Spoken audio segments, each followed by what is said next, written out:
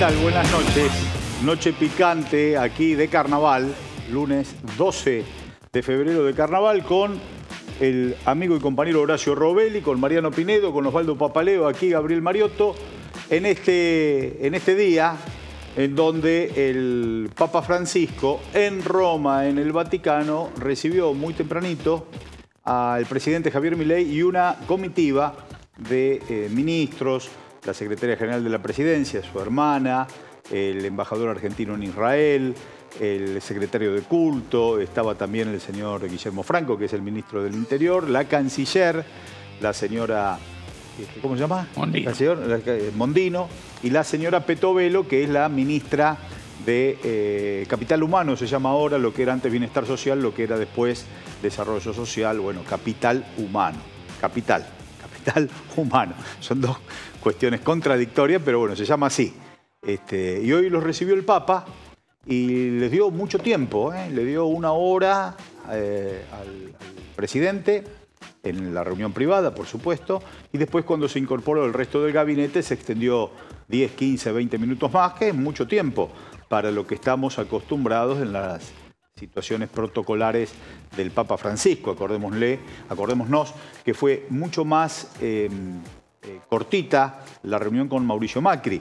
No así con Cristina Fernández de Kirchner, con quien tuvo una relación un tanto más estrecha y en términos simbólicos también de consideración. Pero la de hoy fue muy considerable en términos simbólicos. La Iglesia, suponemos, o a veces interpretamos que se maneja mucho con símbolos, y el Papa Francisco ha dado muestras de eso y tuvo un símbolo bueno. ¿Cómo se decodifica? Bueno, cada uno hace sus aproximaciones. En este caso, mi interpretación es que no ha querido comprometerse demasiado con los temas de coyuntura en la Argentina. Ya el Papa Francisco ha recibido muchísimas críticas por la relación con Cristina, de los medios del sistema, del Círculo Rojo. Y después ha recibido muchas críticas por algunos gestos con Mauricio Macri, con quien tenía algún concepto evidentemente enfrentado en términos filosóficos. Y también los tiene con Javier Milei, pero en este caso no quiso expresar desde lo gestual esa distancia, sino que trabajó o produjo un sentido bien institucionalista para que no haya después distintas interpretaciones en donde se ponga al Papa en el centro de la escena. Creo que está bien. ¿A nosotros nos hubiera gustado otra cosa? Bueno, quizás sí. Pero ¿por qué no hacemos nosotros y le pedimos al Papa que haga lo que la política no hace? Entonces, desde ese lugar es donde hay una interpretación racional con respecto a la actitud que tuvo el Papa Francisco. No lo hace la política argentina, ¿y por qué lo tiene que hacer él? El Papa es el líder de la Iglesia Católica. Y bueno, lo de Argentina es muy importante porque aparte de su tierra, pero no es menos importante lo que ocurre en el mundo. Y bueno, entonces no le podemos pedir demasiado al Papa Francisco. Lo que no hace el Papa lo tiene que hacer la política argentina. Un pasito ya lo hizo la CGT, que fue muy importante, con esa marcha a tribunales y con el paro del 24 de enero. Seguramente va a haber otras medidas de fuerza porque ya la situación económica se pone muy, pero muy áspera. La situación de calle en Capital Federal, los problemas económicos en toda la Argentina, en la góndola, en el almacén, en la verdulería, también en el transporte, también en las tarifas, Por eso y no en los salarios, no en la jubilación. Por eso la situación se pone tensa, la situación no es buena, es grave. Este es un fin de semana largo, donde hay algunos hombres y mujeres de la Argentina en fin de semana largo o en fin de semana de vacaciones, extendiendo el esparcimiento, pero todos críticas en materia de poco consumo. Bueno, porque no hay una moneda. Y acá la señora Mirta Legrand subrayaba estos problemitas económicos que todos estamos sintiendo, lo señalaba la señora Mirta Legrand, que siempre es prudente a la hora de analizar el punto de vista social desde el sistema, pero alguna cosita dijo y nosotros lo vamos a escuchar. ¿No? Yo soy de pro, por supuesto, sí. Yo creo que este gobierno está tomando decisiones que tienen que ver con cuestiones que nos dejó el kirchnerismo en la Argentina, que son muy duras, que tiene que ver con bajar el gasto público, bajar la inflación, bajar el costo de vida. Y lo que pasa es que hay que acomodar un desaguisado de estos últimos 4 años. Yo incluso... no puedo creer, discúlpeme, yo no voy a hacer compras, pero tengo una persona que hace compras en mi casa. Y cada vez que vuelve horrorísimo. Yo no puedo creerla. ¿Pero quién empezó a aumentar los precios así? ¿Quién fue? ¿A quién se le ocurrió? El tema de la inflación yo creo que es el... Pero ¿cómo puede subir en tan poco tiempo? De una manera tan desordenada. Se va a tener que ordenar, o sea, pero el mayor desorden que nosotros tenemos es la emisión permanente de dinero que generó la inflación. El vocero Guillermo Montenegro es el intendente de Mar del Plata, pero asume como propio la realidad del gobierno de Javier Milei y justifica. ¿Cuándo empezó la inflación? Le vamos a preguntar a Horacio Robelli. Empezó con Miguel Miranda, el ministro de Economía de Perón. Se esperó una inflación para que creciera la economía argentina. Acordate que la jugada de Miguel Miranda fue: los ricos ahorraban en pesos argentinos, el campo ahorraba pesos argentinos. Perón tenía que industrializar. Viene Roque Basali de Italia y le dice: Perón, ¿qué hacías antes de hacer tanque para el Duce? Y hacían maquinarias agrícolas. Hacílas acá. Necesito un mes de plata, 28 meses de trabajadores, necesito un tinglado, se lo puso en firmar, necesito que no me cobrara impuestos. Pero un banco industrial, ¿dónde sacó la plata Perón? De lo que habían ahorrado la oligarquía nuestra en pesos. Nunca más ahorraba en pesos. Esa fue la inflación de Perón. Le sacó a la oligarquía vacuna, esa oligarquía con olor a bota, plata, y se dio al Tano Rico Basali, al Tano Roca, al Tano Ditela, a muchísima gente que vino a traer su conocimiento. El salto tecnológico que pega la Argentina, los que perdieron tenían el mismo nivel tecnológico que los que ganaron, los alemanes, los japoneses, los italianos.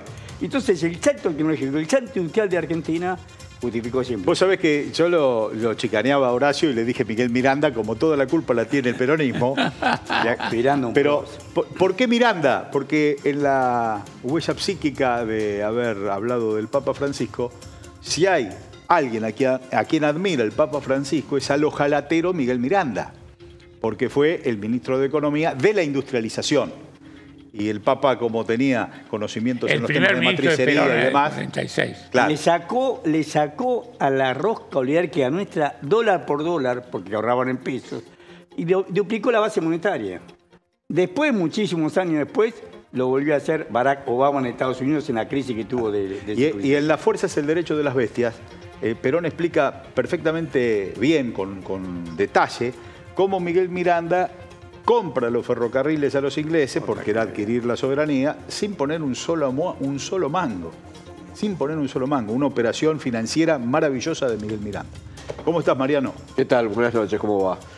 Bueno, retomo un poquito lo de Francisco. Estoy completamente de acuerdo con tu análisis.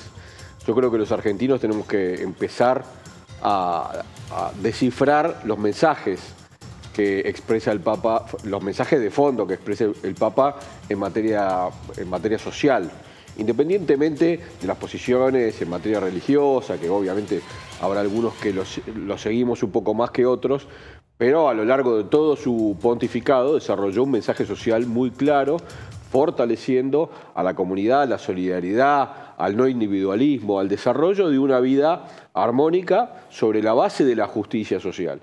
Ese planteo está en las antípodas de lo que plantea Javier Milei. Es ahí en donde, si alguien quiere apoyarse en el liderazgo de Francisco, debiera escuchar y abrevar.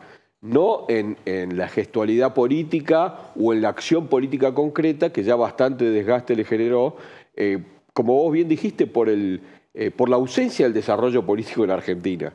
Nosotros no podemos seguir apostando a la magia de que alguien desde arriba resuelva los problemas nuestros. Esto lo tenemos que desarrollar con trabajo, con organización, con compromiso político y asumiendo la mayoría de edad de que si algo queremos cambiar en la Argentina lo tenemos que desarrollar nosotros y no desde Roma. Me parece que desgastar a una figura en este tipo de trifulcas políticas flaco favor le haría a la Argentina, al Papa y a nosotros, que nos abstenemos de hacer política para que lo haga otro. Imposible.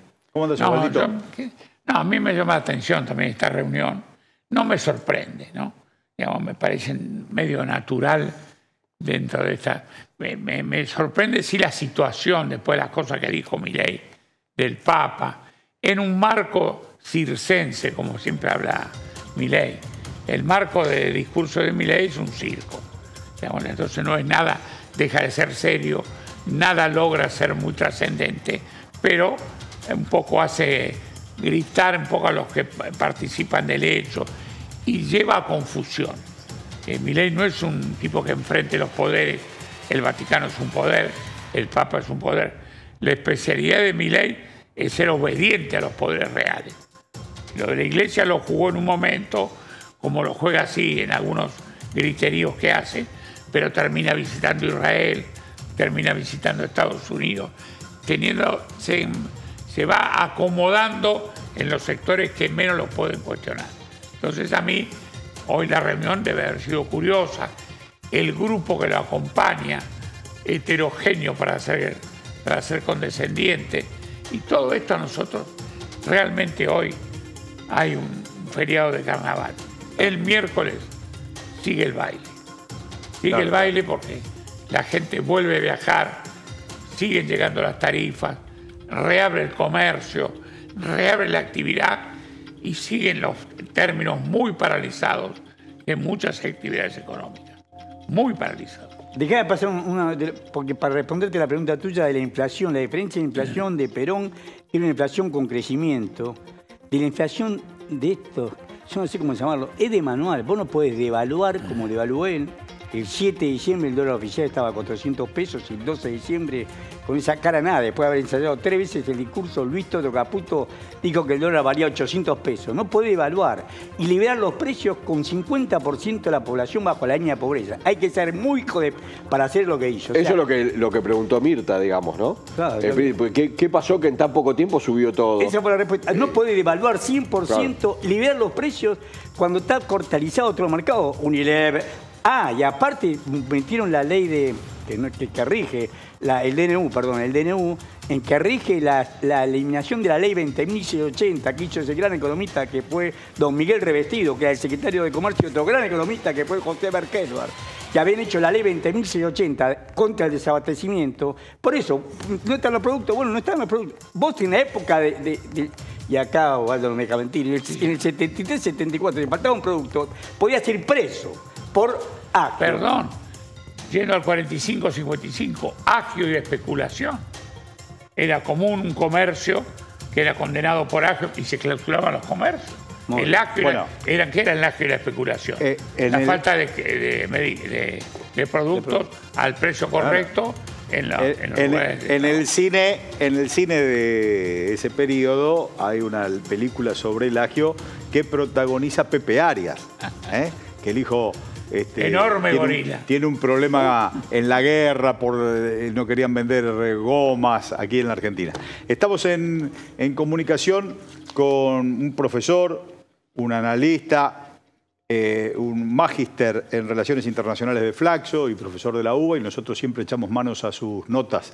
Ricardo Arosnik, buenas noches. Ricardo, te saludamos acá desde Noche Picante, en Extra TV.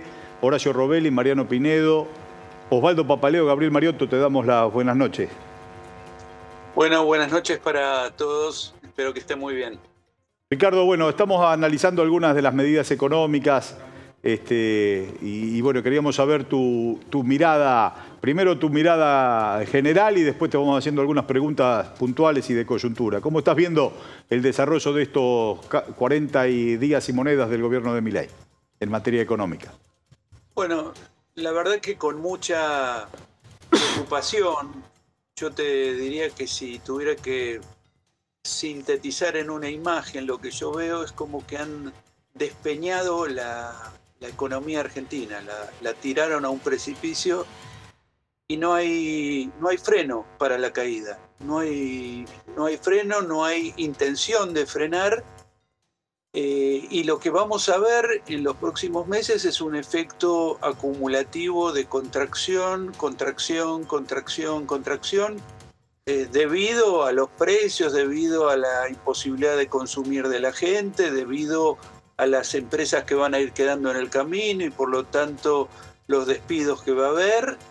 La verdad que es un cuadro absolutamente insólito por el grado de agresión que tiene el conjunto de medidas sobre la macroeconomía argentina, sobre el bolsillo de la población, y eso sin entrar para nada a discutir en sí las ideas de reforma estructural, que de por sí son sumamente negativas, pero quiero decir, esto mucho más palpable para la población, que es la acumulación de aumentos enloquecidos, boletos que un día se pagan 70 pesos y el de otro día estás pagando 270, 370 pesos, eso es inaguantable para el bolsillo popular.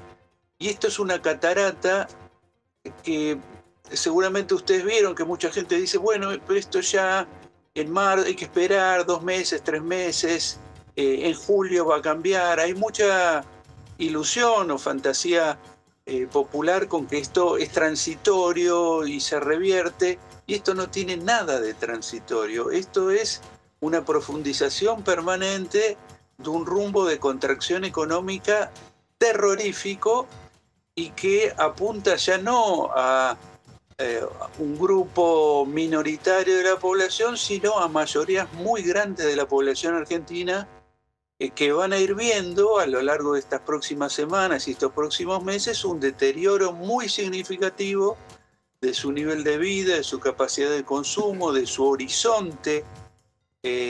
Bueno, esto es acumulativo, esto es lo que yo quiero señalar y que me parece que es la característica que no se está terminando de entender de la dinámica que se nos viene por delante. Ahora, en esa dinámica, Ricardo, quizá sea como nunca evidente que esta descripción que vos hacés, que nosotros compartimos, esto de tirar en un despeñadero o en un acantilado la economía, no es producto de una mala medida económica que le sale el tiro por la culata, sino que lo están provocando, porque el camino es absolutamente direccionado. No es que quieran hacer algo bien y le sale mal, quieren hacer algo mal y le sale bien. No, esto es absolutamente pensado y meditado y hay que ponerlo, yo diría, ahí está Horacio, que es un capo y que seguramente tiene una visión de esto. Yo diría lo siguiente, Milei tiene una obsesión, que no es una obsesión, yo te diría que es de toda la clase dominante argentina, pero que es la idea de la dolarización. El equipo económico de él vio la posibilidad de conseguir dólares afuera para avanzar en el proceso de dolarización y se encontraron que ni Fondo Monetario Internacional ni grandes fondos del exterior están dispuestos a poner dólares para el experimento ese. Y entonces el camino que les quedó es un camino de que la economía argentina, con una perspectiva exportadora mejor este año que el año pasado, bueno, sea la que provea los dólares para sentar las bases para un proceso de dolarización. Y eso no alcanza solamente con tener buenas exportaciones, sino que la otra cosa que hace falta es derrumbar el mercado interno. Tenemos otras experiencias históricas, por ejemplo, el año previo a la convertibilidad fue un año 1990, fue un año malísimo de la economía argentina, desde el punto de vista de la actividad económica fue peor que el año 1989, el año de la hiperinflación. Lo mismo pasó entre el 2001-2002, digamos, derrumbe brutal de la economía y después rebote. La diferencia de esos dos momentos con el actual es que no hay ninguna idea sobre cómo va a rebotar la economía argentina. No hay nada que tenga que ver con una estrategia desde el Estado para hacerla rebotar, y está esta estupidez de la idea de que los mercados solos van a producir un rebote de la economía. Pero están llevando la economía a un nivel tal de que no va a haber capacidad de consumo autónomo. Es decir, o inyecta el Estado capacidad de consumo, y eso Milei lo descarta por razones ideológicas, o no va a pasar nada. Es decir, nos caemos al fondo del despeñadero y nos quedamos ahí. Y eso choca contra muchísima expectativa que tiene la gente que votó a Milei, que es que esto es transitorio. Se le dice, esto es transitorio, es unos meses, hay que sacrificarse un poco. Bueno, no es sacrificarse un poco, es sacrificarse mucho y sacrificarse por mucho tiempo y para nada. Claro, es decir, para terminar de concretar este sueño loco de la dolarización. Me hace acordar Yo, al primero hay que saber sufrir, Osvaldito. Perdón, buenas noches. Osvaldo Papaleo te habla. ¿Qué tal, Osvaldo? ¿Cómo te va? El fin de semana estuve leyendo a varios analistas económicos. Obviamente yo lo leo desde el punto de vista del que no conoce y se informa. Y vi una preocupación en los medios hegemónicos de preparar un clima por si se produce una devaluación en marzo o hay la expectativa de una devaluación.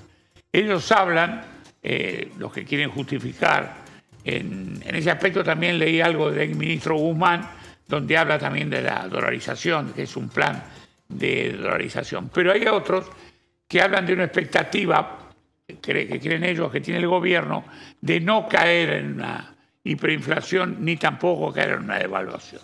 ¿Es posible estar fuera de la devaluación con estas medidas económicas? La verdad que el gobierno hizo todo para acelerar la inflación.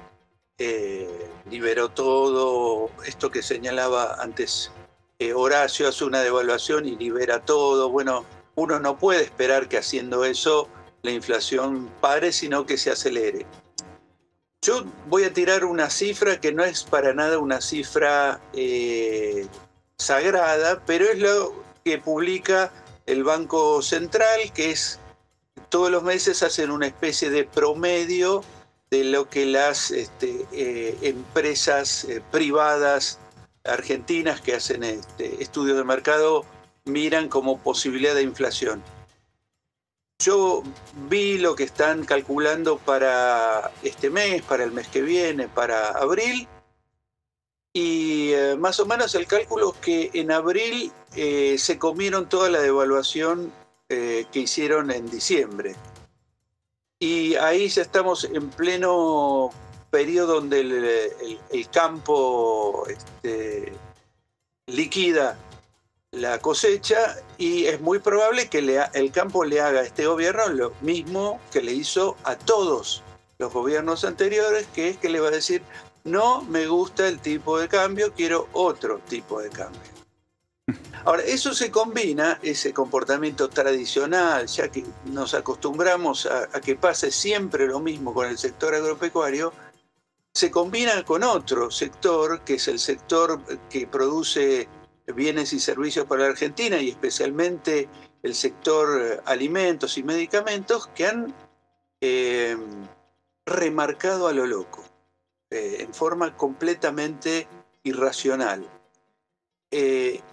Y que por lo tanto, digamos, son los que generan el atraso cambiario, que después va a venir el sector agropecuario y va a decir: dennos una nueva devaluación porque con esto no nos alcanza. Es decir, se pelean entre grandes sectores económicos y el que la liga completamente es la mayoría de la población, que está completamente desprotegida por el Estado Nacional, que piensa que en esa puja entre grandes intereses el único que tiene que perder es el pueblo. Estamos en el umbral de la devaluación, Mariano.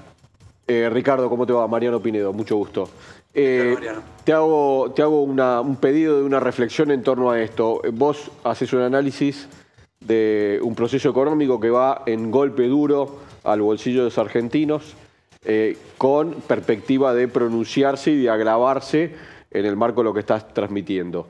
¿Cómo juega esto con, además, una actitud política del gobierno de confrontar y hasta romper todo tipo de vinculación con el sistema político institucional, tanto el Congreso como los gobernadores, prácticamente en pie de guerra, y por supuesto toda la organización intermedia, movimiento obrero, organizaciones sociales?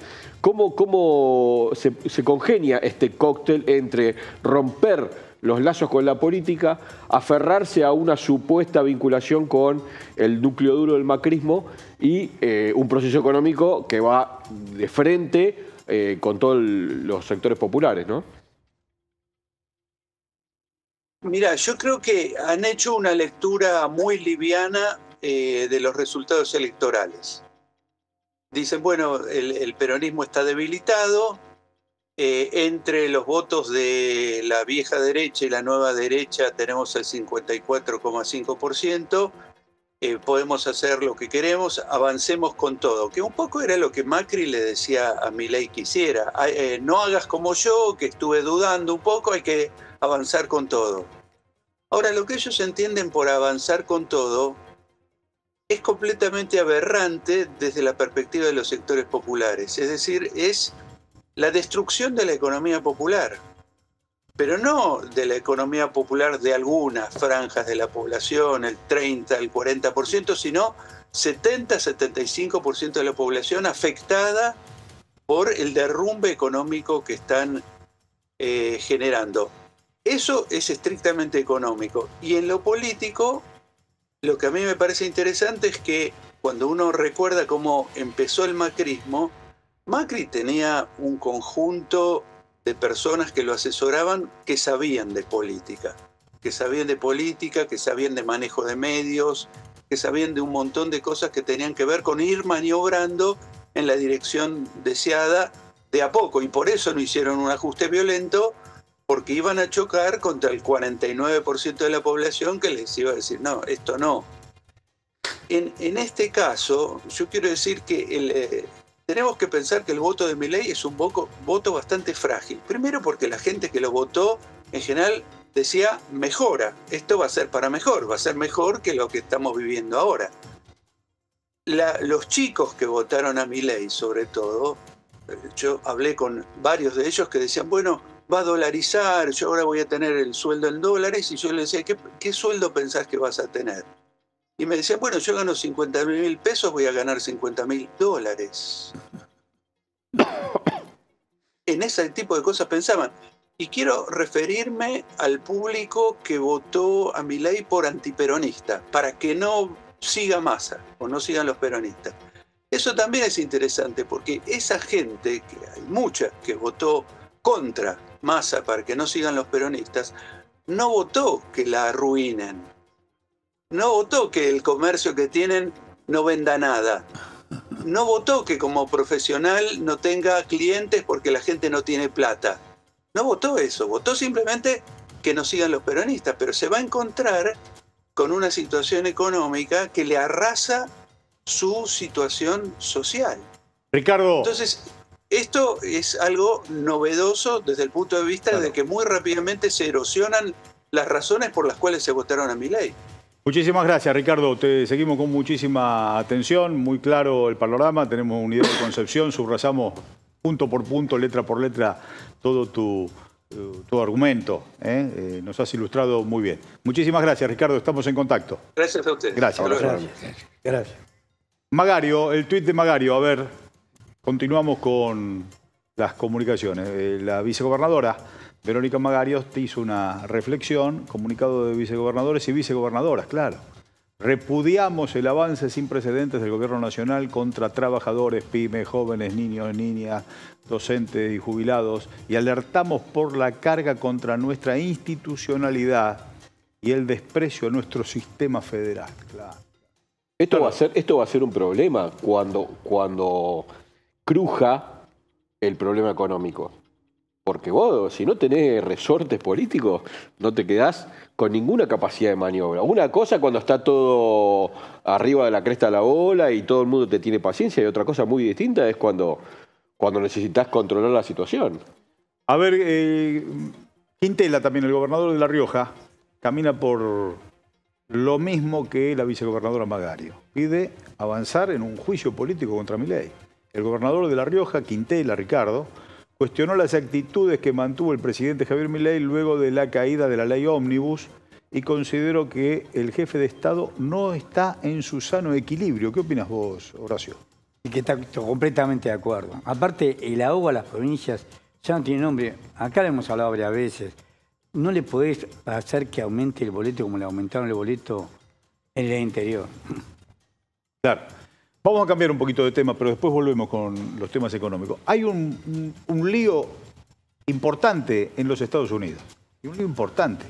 Porque ahí hay una bronca que se viene alimentando como una bola de nieve que va creciendo ahí en Texas. Porque Texas tiene algunos planteos con respecto a la inmigración. Un estado asimilado a la concepción de los republicanos. Muy reaccionario. Claro, claro. Y además muy cerca de la frontera, además. Y creo que hay un conflicto muy grande. Conflicto muy grande, está. Arrestos por cruces ilegales de México a Estados Unidos, alcance máximo histórico en diciembre. La patrulla fronteriza contabilizó 249.785 detenciones en la frontera. Bueno, pero hay una bronca que Walter Formento, con quien estamos en comunicación, la tiene muy bien caracterizada. Se está hablando, o Walter está hablando o dando señales de una suerte de guerra civil en los Estados Unidos, entre globalistas, continentalistas. Ahí aparece Trump con su vieja idea del muro. Groseramente podemos decir Trump y se identifica con Texas y los demócratas con el resto del Estado Nacional de los Estados Unidos, de un país federal que nació el 4 de julio de 1776 precisamente con una constitución donde los estados se unificaban, una concepción federal. Walter, te llamábamos hoy, aquí estamos en Noche Picante con Horacio Robelli, Mariano Pinedo, Osvaldo Papaleo, aquí Gabriel Mariotto. Queremos consultarte de estos temas, del tema Texas, gobierno nacional, qué pasa en los Estados Unidos, porque en los medios de comunicación de la Argentina, de este tema, bien, gracias. Bueno, Gabriel, Osvaldo, Horacio, todos, un gusto participar con ustedes. Lo que tenemos ahí en Estados Unidos es una situación compleja que ha ido escalando desde el 1999-2001, que es cuando empezó esta fractura estructural en Estados Unidos a manifestarse, desde la derogación de la ley Glass-Steagall, que dio paso a la caída de las Torres Gemelas. Pará que ya nos tiraste 4 o 5 manos que no la pudimos esquivar ni asimilar. Estamos pidiendo que nos cuenten 8. Te decimos, 1999, gobierno de Bill Clinton. Bill Clinton. No, era para poner la fecha cuando... Pero esa ley que hace referencia, ¿permite al capital financiero, digamos, se crean los paraísos fiscales? Más o menos va por ahí. Lo que autoriza como actor político institucional es a los fondos financieros de inversión global que hasta 1999, hasta septiembre de 1999, cuando regía la ley de Roosevelt de 1933, impedía la posibilidad que funcionara de manera legal, digamos, nada más que la banca comercial. Cualquier actor bancario que no fuera banca comercial no estaba autorizado para operar. Eso es lo que deroga Bill Clinton en septiembre de 1999 y da paso y autoriza la posibilidad de que los fondos financieros de inversión global actúen en territorio norteamericano como actores político-institucionales, económico-político-institucionales, como a la par desde el punto de vista del reconocimiento institucional. Bueno, toda esa situación dio paso a una respuesta que fue la caída de las Torres Gemelas, es decir, las 2 torres financieras más la Torre 9, que ha sido muy estudiado y de alguna manera abre la etapa de la confrontación aguda y estructural entre actores del poder económico que históricamente son oriundos de Estados Unidos, pero que a partir de ahí los fondos financieros de inversión global, ya consolidados como actores globales, empiezan a tener a Estados Unidos como uno de los puntos de apoyo en su red financiera global, que es la nueva construcción del actor político globalista, y da paso a una confrontación aguda entre esas dos fracciones Walter, de capital. Lo escuchamos a Trump últimamente hablar de las Torres Gemelas como un episodio vinculado a este conflicto y no al conflicto de Medio Oriente. Ahora, en la campaña de los últimos meses, ¿no es cierto? Exactamente. O sea, que esta crisis entre demócratas, republicanos, globalistas y continentalistas, ¿cómo? Después vamos con las Torres Gemelas, porque es un tema en sí mismo, para hablar un año seguido y seguramente para conseguir distintas opiniones. Pero ¿cómo esto explota en Texas hoy? ¿Qué es lo que está ocurriendo ahí? Bueno, en Texas, Texas con Florida, empieza a observar que hay condiciones cada vez más abiertas para que pueda recuperar el control del territorio norteamericano y particularmente derrotar a los actores financieros globales, esos actores que lo mantienen subordinado en los últimos 15 años a nivel internacional y particularmente en Estados Unidos, si bien con grados crecientes de confrontación, una confrontación aguda que muchos analistas coinciden en denominar una guerra civil en estado larvado y en ascenso, es decir, por los niveles de confrontación agudos que se van desplegando. El gabinete de Milei, parece que estamos hablando de Estados Unidos, del primer mundo, de Texas y el gobierno nacional, el Estado Nacional de Estados Unidos. Ahora, ¿qué espejo tenemos nosotros en el gabinete de Milei de esos intereses? Bueno, Sturzenegger expresa linealmente la posición de los grandes actores financieros globales y Bullrich expresa linealmente la posición de los grandes intereses financieros del poder bancario comercial con centro en Texas y ninguna duda respaldado en el Comando Sur, así como los actores financieros globales controlan la OTAN. Es decir, entonces hay una situación que incluso atraviesa y fractura. Una cosa hoy es la posición estratégica que asume la OTAN y otra es la que asume el Comando Sur, que está directamente subordinado a Texas y a Florida, que son los actores más importantes y de mayor determinación en el Comando Sur. Bueno, nos has dado una guía, nos has regalado un prisma para poder observar desde la coyuntura local aquellos episodios que se están produciendo, en este caso, en los países centrales, en este caso en los Estados Unidos, en un conflicto que, curiosamente, no aparece titulado cuando se habla de política internacional. No se está hablando de este gran conflicto que sí tiene centro en la campaña entre demócratas y republicanos, entre Biden y Trump, en estas primarias que se están desarrollando en los Estados Unidos. Muchísimas gracias, exacto, Walter. Nos mantenemos en contacto, pero ese prisma nos va a servir muchísimo para analizar también América Latina y lo que está ocurriendo aquí en la Argentina, porque no es lo mismo. Nosotros decimos los yanquis, la embajada, no es lo mismo. Tienen matices muy contradictorios. No, y además estructuralmente enfrentados, algo que recorre todas las realidades de los estados-nación que componen Latinoamérica y el Caribe, toda la CELAC. Exacto. Gracias, Walter, un fuerte abrazo. Gracias, Gabriela, un abrazo para vos. Nos quisimos tirar ese mallé, porque realmente es muy interesante la falta de información. ¿Qué es el mallé? Un mallé, claro. Es el villano. Vamos, ya que estamos con los temas de tango.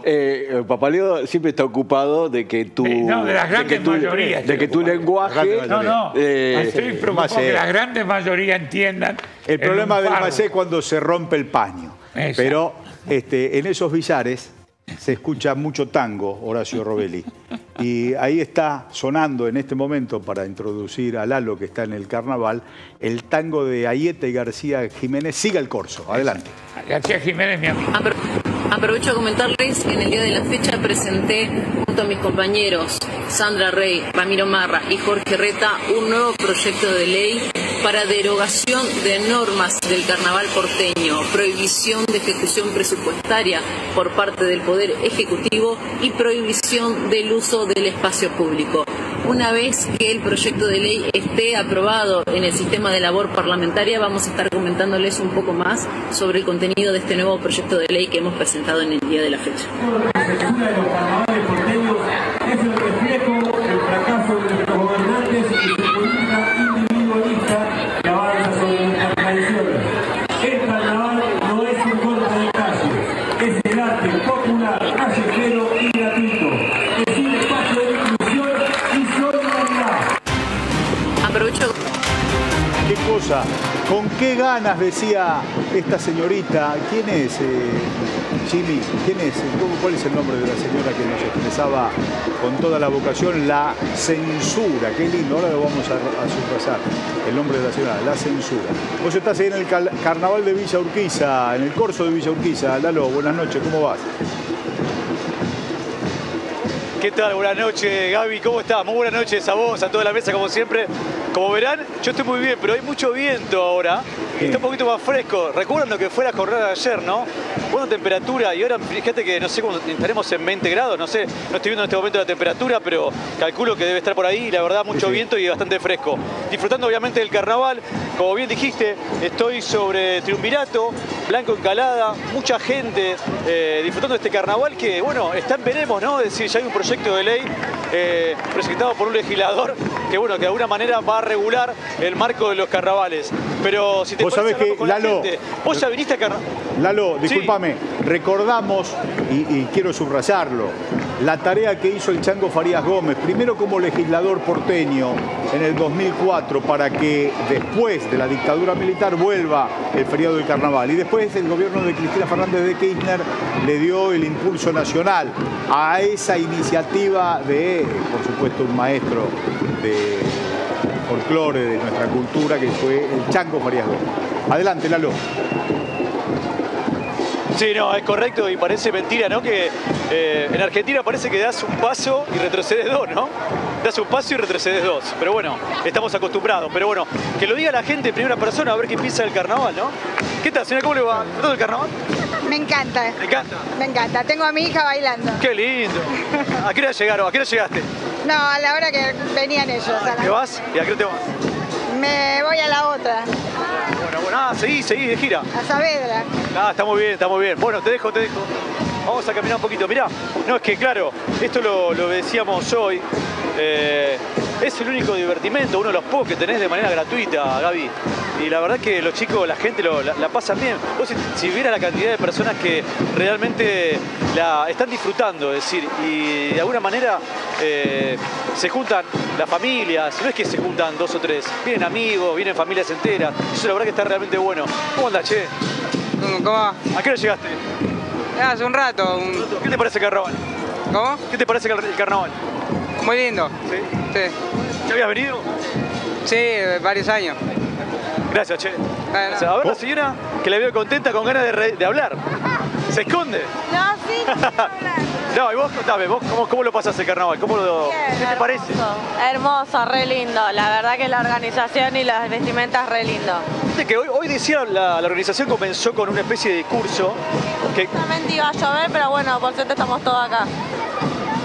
Hay gente que por ahí no quiere, ¿viste? O por ahí el gobierno lo quiere regular, o hay un proyecto de ley que lo quiere regular. Sí, no hay nada que decir sobre eso, ¿no? El carnaval está para disfrutarlo y ya está. ¿Hasta qué hora te quedás? Hasta que termine. Termine, bueno, está bien. Bueno, ¿ya comieron algo? ¿Compraron algo o no? Porque se venden ahí, creo que hay puestos para comprar comida, ¿no? No. ¿No hay plata? No, comemos en casa y ya fue. Gracias, Que lleguemos. Gracias. Gracias, bueno, Lalo, un fenómeno. Ahí están Sí, Gaby. Ahí están los vecinos de Villurca y asistiendo al carnaval, que tiene una tarea muy interesante en materia de vestimenta, de ensayo. Ahí están los vientos, los bombos. Bueno, hermoso. Lástima el vientito, pero mañana también sigue el carnaval ahí en Villurca y en algunos lugares más de la ciudad de Buenos Aires, aunque fue reducido. Lo vamos a sacar al negro Ariel Prat también, que es un experto, un maestro, un cultor del carnaval. Ariel, seguramente mañana vamos a tener la posibilidad de hablarlo telefónicamente. No sé si estará actuando ahora, pero si no es mañana, en el transcurso de febrero lo vamos a tener a Ariel Prat. Muchas gracias, Lalo. Un fuerte abrazo. Un abrazo grande, Gaby. Gracias, un abrazo. Horacio, las medidas de Caputo, que es otro carnaval, ¿no? Otra comparsa. Claro. Recordemos que Caputo pretendía meter, después dice que sacó todo el capítulo fiscal, antes que se cayera la ley Omnibus, sacó el capítulo fiscal, pretendía meter retenciones de valor y pretendía meter retenciones del 15% a todos los productos. A todos los productos, 15% de retención. Pretendía adelantar, ¿se acordás? Con bienes personales, aquellos que pagaran todos juntos bienes personales, una recaudación que iba a tener por los bienes personales. Y bueno, y después iba a reimplantar en la cuarta categoría de impuestos a ganancias. Recordemos que son 15 veces el mínimo imponible, 15 veces el salario mínimo vital y móvil, lo iba a reducir a 10. Con ello pensaba recaudar 1,5% del PBI. Como todo esto se cayó, ¿qué hace? El impuesto al combustible, ahí va a sacar 0,5% del PBI. El impuesto al combustible es una suma fija. Era una suma fija de 27 pesos con 77 centavos. Independientemente que sea gasol, que sea nafta, vos pagabas 27 pesos con 77 centavos, es el impuesto al combustible. Él ahora lo actualizó, no se actualizaba hasta el 2021. Lo actualizó y lo llevó a 64 pesos con 3 centavos. 64 pesos con 3 centavos. Para equiparar todo lo otro que no puede rajunear. Ahí saca 0, pero va a aumentar. A mayo piensan llevarlo a 222 pesos. O sea, vos vas a pagar la nafta 1.200, si pagabas 1.000 vas a pagar 1.222 pesos o más, seguramente más, porque vas a en mayo, 1.500. Bueno, o 1.500, pero vas a tener 222 encima por el combustible. Por eso hoy... Depende de la devaluación también. Bueno, si es que hay devaluación o no hay eso. devaluación. Depende de muchas cosas, pero sí. ya saben que en mayo, ya dijo que en Estás hablando mayo del impuesto. Va a llevar de 27 pesos con 77 centavos a 222 pesos en 4 meses. Esto es lo que, ahí piensa sacar el 0,5%. Y el 1% es lo que decimos siempre. Lo piensa sacar porque no le va a dar a las provincias ni el Fondo Incentivo Docente ni el Fondo Compensador del Interior, que es el subsidio al boleto para el interior de la provincia de Buenos Aires y el interior de todo el país. Con ello va a sacar 1% más. Esto es lo que presentó Caputo y que se lo planteó al Fondo Monetario Internacional. Y el Fondo Monetario Internacional, miren que el Fondo Monetario Internacional ahora ya la tiene toda consigo. ¿Se acuerdan que el Fondo Monetario Internacional le dio toda la plata para pagar diciembre, no había pagado, y para pagar marzo? Porque habían aprobado en general. Pero cuando vieron la torpeza de que habiendo aprobado en general, se dejaron bochar en el particular, se trabó todo el artículo 5 y se cayó toda la ley, ya el fondo ya no le tiene tanta confianza a Caputo. Entonces, ni a Caputo, ni a Milei, ni a ninguno de ellos. Entonces, esta planilla ya está, es la parte que elimina el Fondo de Compensación de Transporte Público y el Fondo de Incentivo Docente. Yo le pido la otra planilla, la otra placa, Jimmy. Bueno. Ahí están, esos 2 puntos ya los dijiste. Estos 2 puntos ya los dijimos, por eso quiero que pase a la otra placa, a la tercera placa. Ahí está. Ahí está. Ahí está. Bueno, esto ya lo dijimos, el combustible. Otra placa más. Esta aplicar el impuesto país. Ahí. Vos fíjate la locura que... ¿Se acuerdan que el BOPIAL es un bono que se llama para reconstrucción de la Argentina libre? Que es... Más había permitido que importaran lo que quieran, total, se lo vamos a pagar después. Es más, trató de instrumentar un pago. Se va a pagar en pesos de acá hasta octubre del 2027. Es un bono que los importadores son más de 36.000 millones de dólares, que le dicen, bueno, como no te puedo dar los dólares ahora, te voy a dar un bono ajustable, es en dólar rico, ajustable por dólar link, más una tasa del 5% de interés. Claro, fue una medida de masa de las denominadas medidas de campaña. Exacto, pero lo hizo. Porque no estaban los dólares en el Banco Central, entonces importen, no nos quedemos sin los insumos y le damos pedal para pagar. Exactamente, no quería que se caiga el nivel de actividad, importar. No se verificó que importaban. ¿Quiénes importan? ¿Quiénes son los grandes importadores? Las automotrices. Rubén Chernajoski y el hermano del alma y primo del ministro de Economía, Nicolás Nique Caputo. Estos son los grandes importadores. O sea que ellos importan a sí mismos y a su vez queda una deuda que es una deuda pública. O sea, aumentó la deuda pública en no menos de 36.000 millones de dólares. Aumentó la deuda pública y como es un regalo para ellos, en octubre del 2027, si vos te la querés cancelar antes, te la dan en pesos. Pero en octubre del 2027 el gobierno se compromete a darte los dólares. Cuando tenés los dólares te van a cobrar recién ahí ese impuesto que ahora sacó el Boprial, te van a cobrar el 30% del impuesto país al Boprial. Pero dentro de hasta el 27, hasta el 2027. Y por último, bueno, esta medida de eliminar los subsidios, son 2 medidas más que tiene. La eliminación de los subsidios para todos los servicios públicos. Esto ya lo pensaron implementar con el gas y con... Recuerden que el problema que tuvimos... Hay los planes sociales también. En los planes sociales también. Recuerden que, por ejemplo, el plan potencial trabajo está tratado de la mitad del salario mínimo vital móvil. Quieren desengancharlo. O sea, quieren dejar congelados los gastos de los planes sociales. Y la última, por favor, si me dice haciendo la sexta medida. Ahora estamos diciendo muy rápido, pero se entiende la idea. Eliminar todos diversos ítems no remunerativos. O sea, sos trabajador público, vos tenés un salario básico y después tenés algunos presentismos. Bueno, y ahí te lo quiere eliminar. O sea, él lo que quiere hacer es, como no puede sacar 1,5% para el aumento de retenciones, por reimplantar la cuarta categoría de impuestos a las ganancias a los trabajadores, y no, por no puede hacer todo eso, aumenten el combustible, que nos aumenta todo, el combustible atraviesa transversalmente de toda la economía, o sea que van a aumentar más los precios, porque aumenta el gasoil y aumentan más los precios, y encima tiene medidas que son para ajustar ese 1%, son medidas en contra de la provincia, como es el caso del Fondo del Incentivo Docente. Jacques Kicillof dijo que no tienen forma de pagarle a los docentes de la provincia de Buenos Aires sin ese fondo. Claro, cuando querés hacer una cosa bien y te sale mal, es el error equivocado. Cuando querés hacer una cosa mal y te sale bien, es el error acertado. Este es un gobierno que acierta en el error porque pretende tirarnos al precipicio, como dijo La Aarón. gente va a percibir mucho de estas cosas en las liquidaciones de sueldo.